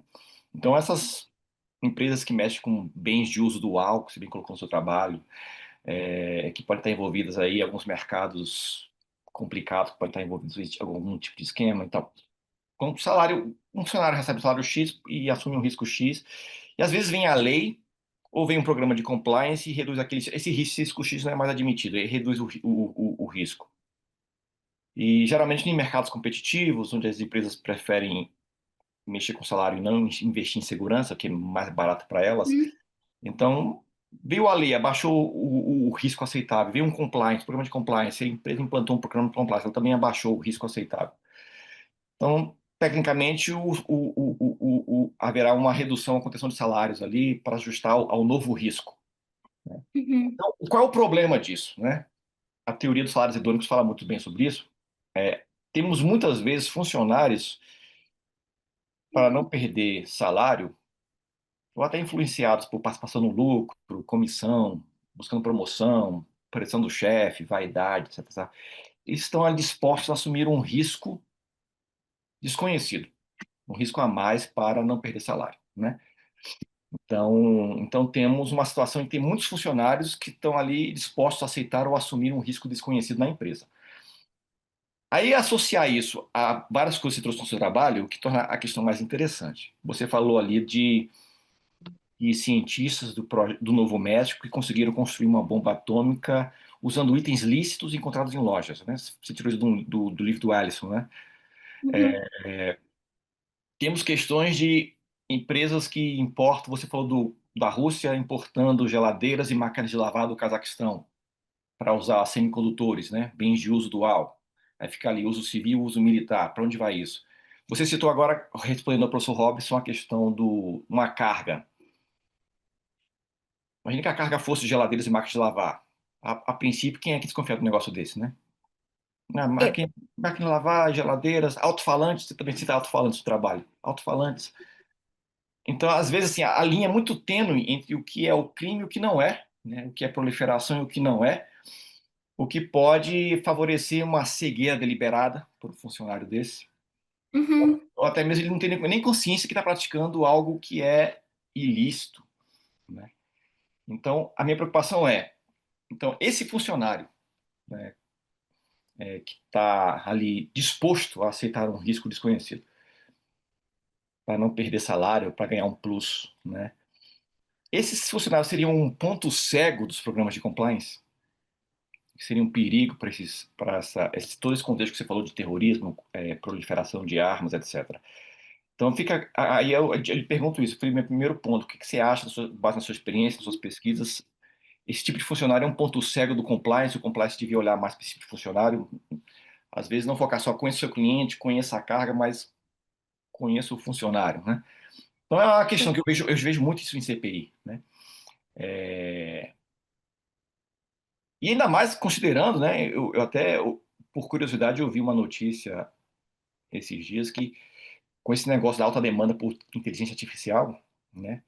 IA, muitas empresas grandes como Google, Microsoft, Amazon estão aí interessadas em investir em energia nuclear para alimentar os seus data centers, porque a demanda por inteligência artificial está crescendo muito. Quer dizer, é um mercado que está crescendo, então o seu trabalho realmente está aí fazendo uma coisa que é um mundo novo. E energia nuclear é uma coisa que a demanda vai aumentar com essa questão de inteligência artificial. Enfim, Sim. e tem universidades, né, que estão usando também, elas podem importar isso com facilidade, esses tipos de itens, né? Eu vi que o MIT tem um reator nuclear. O MIT tem um reator nuclear, cara. Então, juntando tudo isso que eu falei, né, juntando tudo isso, fica muito tênue ali para um funcionário, não só aquele de má fé, mas aquele ali que está ali Sim. disposto a aceitar um riscozinho, ele fazer mais do que deveria fazer, o compliance não pegar esse cara. Então, o primeiro ponto isso é um ponto cego, esse tipo de funcionário dos compliance ou não é? E dois, para fechar, eu vi, você trabalha com seguro, né? Uhum. Eu vi que esse tipo de mercado, bens de uso dual, bens controlados, parece que não há seguro obrigatório. O Brasil não exige, a lei do Brasil não exige seguro obrigatório para Você diz trabalhar. transporte? Depende de como ele vai ser transportado. Se ele for transportado por meio terrestre, sim, existe seguro obrigatório. Ah, Mas é? aí, normalmente, o seguro terrestre obrigatório, a gente, na minha empresa, a gente não vê tanto, a gente vê mais marítimo. E aí, o seguro não é obrigatório, mas dificilmente vai sair um transporte de carga, porque nesse transporte de carga, você não vai carregar uma geladeira, duas, três, você vai carregar sem números, você vai carregar um número enorme. Mas para responder a sua pergunta em relação ao seguro obrigatório, se é transporte terrestre, nacional e internacional, tem seguro obrigatório, sim, tá? Tá. Um exemplo, porque foi marítimo, então tem seguro obrigatório, mas assim, a gente não, não vê muito se é um transporte lícito. A gente, normalmente, as empresas não operam sem seguro. Se tem um transporte de carga saindo sem seguro, isso é uma red flag que tá acontecendo alguma coisa estranha ali. Se ninguém aceitou o seu seguro, por que que ninguém aceitou o seu seguro? O que que você tá fazendo? O que que você tá transportando? Para onde que você tá indo? Então, isso já é uma red flag para nossa área, tá? Não Você, sei se você acha que seria interessante, com base nisso que você falou no trabalho, a lei exigir seguro obrigatório para esse tipo de bem em transporte marítimo? Bens de Isso é uso dual? interessante. É porque a lei ela não vai exigir seguro para todo e qualquer risco. A lei vai exigir seguro para alguns riscos, né? Que a lei entende mais que tem um risco social maior, né? Então você tem uma embarcação que ela está em alto mar, você ter um abarroamento entre dois navios é muito, assim, óbvio que pode acontecer, mas é muito mais provável que tenha uma carga sendo transportada por via terrestre, tem um acidente que o risco vai cobrir, é muito maior. Então, a legislação, ela visa não só cobrir aquele bem, mas também as pessoas envolvidas, as operações das empresas envolvidas. Então, o risco é muito maior se a gente está falando de transporte em rodovia, que é no mar. Então, tem Entendi. essas duas. Assim, do ponto de vista legislativo SUSEP, que eu tô falando, né? Então, Entendi. assim. Ok, obrigado. Tá, então só é, quero saber sobre o ponto cego lá do compliance. A gente Não, fica... claro, eu acho que Obrigado. aí tem duas coisas, né? Eu acho que o Know Your Client, ele é um acrônimo, mas que normalmente a gente usa para Know Your todas as contrapartes. Então, a gente é o cliente, é também o funcionário. E uma parte super chata, porque eu faço Know Your Employee de colegas que sentam do meu lado. Uhum. E eu também já fui apontada como por uma auditoria externa com conflito de interesse. Quem faz isso, seu, Ana? Que é verdade, que a gente precisa ter aqueles que checam os que checam. Então, hoje em dia, a gente já tem na minha empresa até o Check the Checkers, que são essas auditorias externas que vêm de fora, conselhos administrativos autônomos, enfim, são uma consideração importante que as empresas têm que levar em conta, sim. Em relação ao ponto cego, o que eu acho? Eu acho que primeiro você tocou no de-risking, que é a empresa não querer assumir esse risco por uma atividade, e aí ela deixa de ou prover o serviço ou vender o produto, por exemplo. Então, por exemplo, vamos supor que acontece alguma coisa com aquela carga que eu falei para vocês, que foi o que aconteceu semana passada da área técnica me ligar. E aí, vamos supor que o CEO fala, então, olha só, vocês não estão conseguindo lidar bem com esse risco, então a gente vai fazer um de-risking. Transporte de carga internacional na empresa não pode mais. Isso é um de-risking, que até o professor Robson tá aqui. Ele pode falar muito melhor do que eu, que não é Hum. o que o GAFI orienta a fazer. Pelo contrário, ele fala para esses casos que são mais perigosos, você fazer um monitoramento mais de perto, um monitoramento mais acentuado. E aí, Hum. então, isso é uma coisa. E em relação aos funcionários, muitas vezes da alta gestão, que podem estar mancomunados com alguma coisa errada que aconteça, assim, infelizmente é uma possibilidade. Isso pode acontecer. A gente tem procedimentos e muitas vezes até redundâncias, exatamente para a gente ter vários pontos de checagem para ver se a gente consegue pegar. Não só uma irregularidade vindo de fora, como de dentro também. Então, eu já trabalhei numa empresa que foi até a minha empresa anterior, que a gente teve um caso que não foi de proliferação, foi de corrupção e lavagem de dinheiro, que também não foi no Brasil, mas foi uma empresa do grupo, no Equador.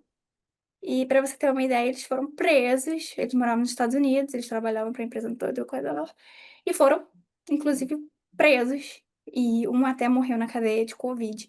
Para você ter uma ideia, assim, as coisas acontecem, infelizmente, a gente não pode, dentro de uma empresa, falar que 100% dos funcionários têm uma conduta que a gente gostaria, mas a empresa também fica de olho, sim, nesses funcionários, e por isso esses procedimentos internos de checagem e principalmente na hora de fazer pagamento, esse pagamento, ele está dentro da política, ele está no montante adequado, essas red flags, elas são observadas Não só no momento que eu tô fechando o negócio, mas durante toda a continuidade do negócio e também na hora de fazer o pagamento. Eu posso dizer que, do meu ponto de vista prático, eu vou te dizer, graças a Deus, eu nunca tive frente a um colega de trabalho que eu falei, caraca, cara, não acredito. Isso realmente comigo nunca aconteceu, embora a gente saiba que é uma possibilidade.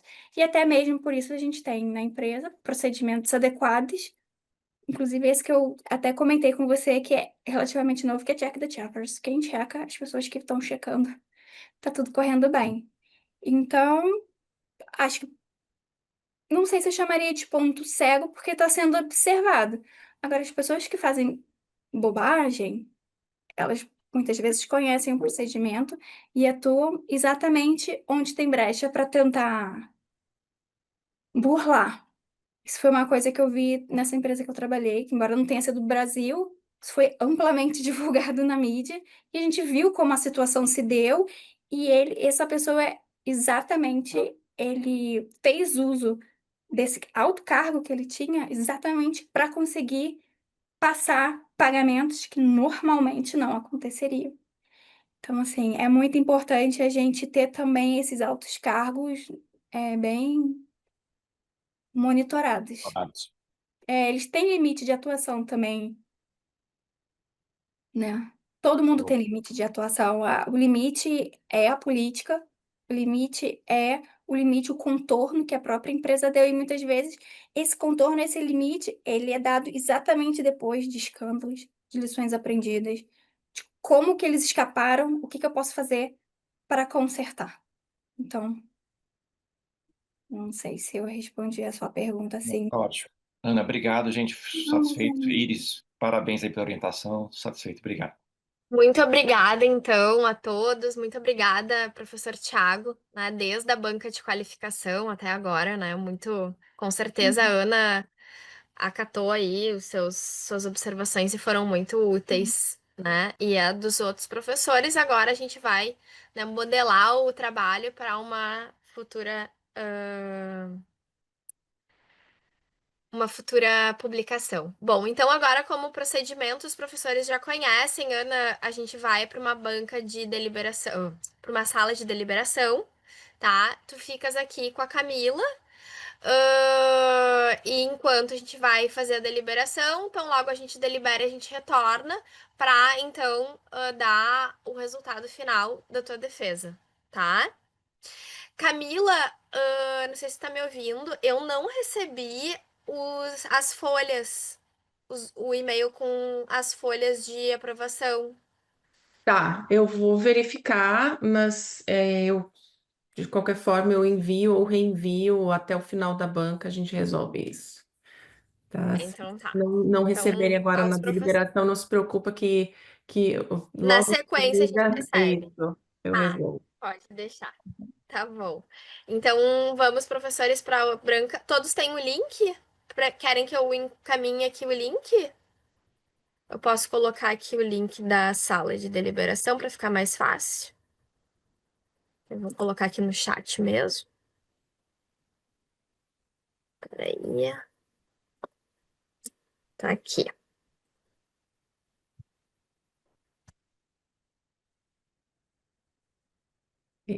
Ana, eu vou desligar minha câmera porque eu vou verificar essa questão do atestado da banca.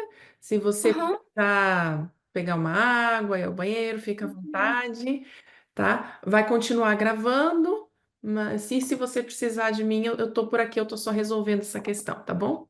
Tá bom. Obrigada, Camila.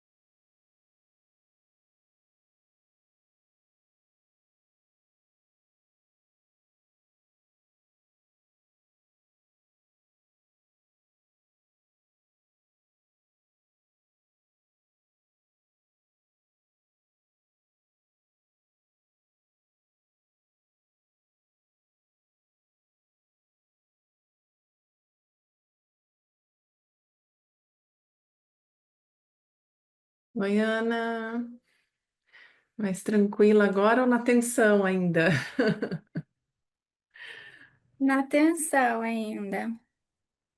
É normal demorarem tanto assim?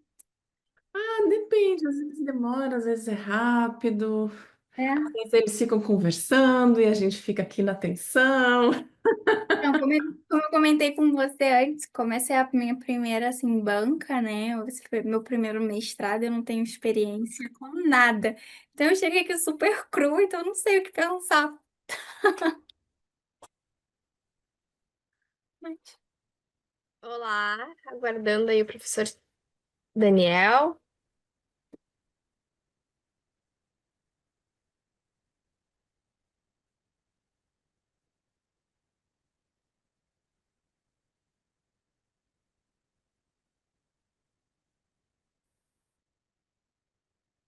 Bom, o professor Daniel também em sala, então, antes da gente proferir o resultado, né, eu gostaria mais uma vez de agradecer primeiramente a oportunidade da Ambra, né, de estarmos aqui todos juntos.